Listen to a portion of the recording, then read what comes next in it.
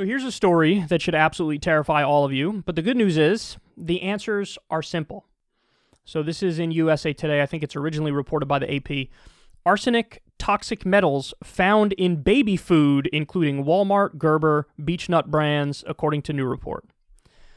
So it's just as bad as it sounds like it is. I'll read you a few parts here. There's one part that says, the FDA finalized guidance for infant rice cereal, recommending it contain no more than 100 parts per billion of arsenic. The subcommittee's report said Beech-Nut used some ingredients that tested as high as 913 parts per billion for arsenic. 100 is the limit. They had 913 in some of their products. Another company, Earth's Best Organics, used ingredients that tested as high as 309 parts per billion. You got 9 times and 3 times more than what you're supposed to have in there. They also say the report found some instances where manufacturers tested ingredients but not final products, even though the levels of toxic metals might be higher in the finished products. It also found instances where manufacturers set internal standards but still sold foods that exceed them. Do you see the problem here? I mean, this is why you can never allow self-regulation. This is why you don't leave it up to the companies. Because basically, they're going to get away with whatever they can. And so they did this whole kabuki theater thing of we have high standards and we've set them, but then they just don't enforce them. Or they test them in a weaselly way where they know they're circumventing the rules. They test them when it's just the individual ingredients, even though when you put them together, the toxic metal amount increases significantly. There are potential colossal downsides to this stuff. You could be poisoning your baby. That's what it is. And I think that this is way too stark a reality check here, which just shows us that same mindset that we've applied on COVID is like the mindset that goes all throughout the rest of society. And when I say that, I mean like at a certain point, everybody just sort of threw their hands up and was like, what are you going to do? You get it, you get it, you don't.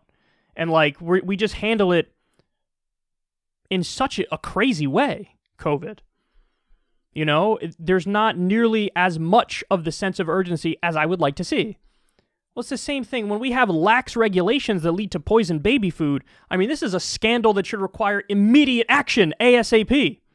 And this is something that should get the all-day coverage on, the news networks with the breaking news banner and whatnot. But this isn't going to be treated like that. It's not.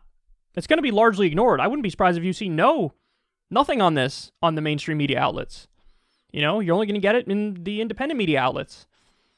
But this is serious. This is way more important than any bullshit Trump drama that they're going to give us now, or now they're spoon-feeding us the Marjorie Taylor Greene stuff because she was a conspiracy theorist and they can't get enough of it. She's their new obsession.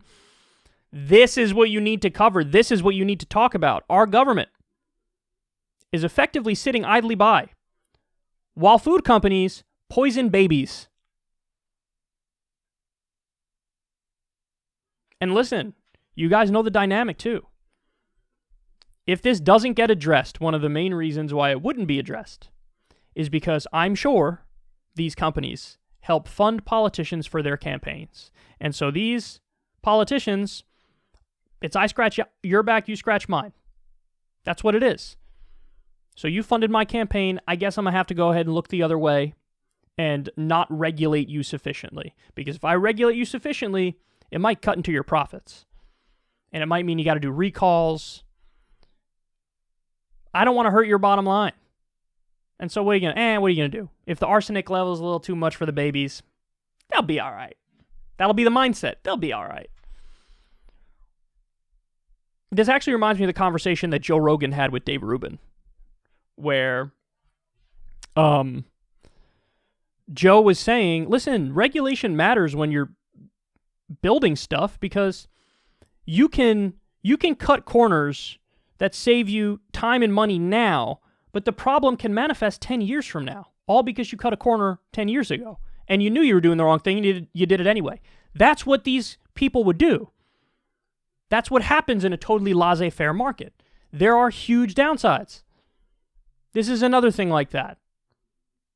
Poison baby food, you might not see symptoms until it's already too late.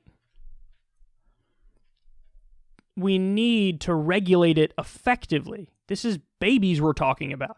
Even if it was adults, we need to regulate the food in an intelligent way. We need to stop the corruption, stop the companies from owning the government, and then we can address the problems. We can regulate them, we can enforce it, there can be strict penalties. But the way it works now, I don't even know if this is going to be addressed or enforced, because there were new rules put in, but they're violating them and now nothing's happening.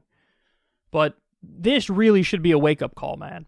You need intelligent regulation of the marketplace in order for it to be safe and in order for it to be fair and just. Or you could have poisoned babies. Your choice.